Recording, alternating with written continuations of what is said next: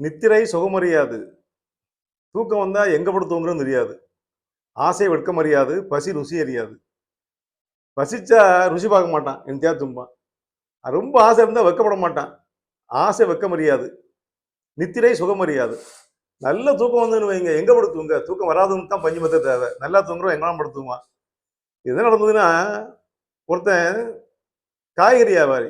நல்ல தண்ணிய போட்டு நல்ல தூக்கம். எங்க படுத்து தூங்கிட்டான்? சுடுகாட்டுல படுத்து தூங்கிட்டான். சுடுகாட்டுல போற வழியில படுத்து தூங்கிட்டான் அவன் பாட்டுக்கு. நடந்தது இது.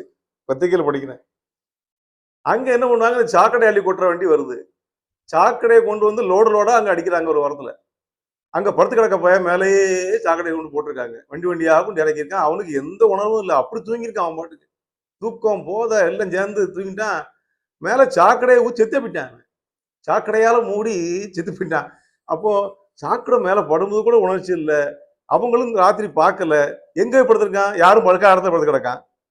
இவங்க கூட கொட்டை இடத்துல படுத்து இருக்கான். அப்போ போதையும் தூக்கம் வந்து தூக்கம் வரும்போது எங்க படுத்துனாலும் தூங்கிடுவான். தூக்கம் வராதுன்னு வைங்க, அதான் பெரிய நோய் உலகத்துல. தூக்கமே வரலன்னா என்ன செஞ்சாலும் தூக்கம் வராது. தூக்கம் வந்து அப்படித்தான் தூங்கிடுவாங்க. உயிர் போற அளவுக்கு தூங்குனா தூங்கியே போயிட்டான். அதாவது உறக்கம் பெரும்பேறு உறக்கம். உறக்கம்னா உறங்குறது, பெரும்பேறு உறக்கம் சாவுறது. உறக்கமே பெரும்பேறு உறக்கம் ஆகி போச்சு. அதனால பத்திரிகையில படிக்கும்போது சில செய்திகள் சிரிப்பாவும் இருக்கு, இப்படி பயமாவும் இருக்கு.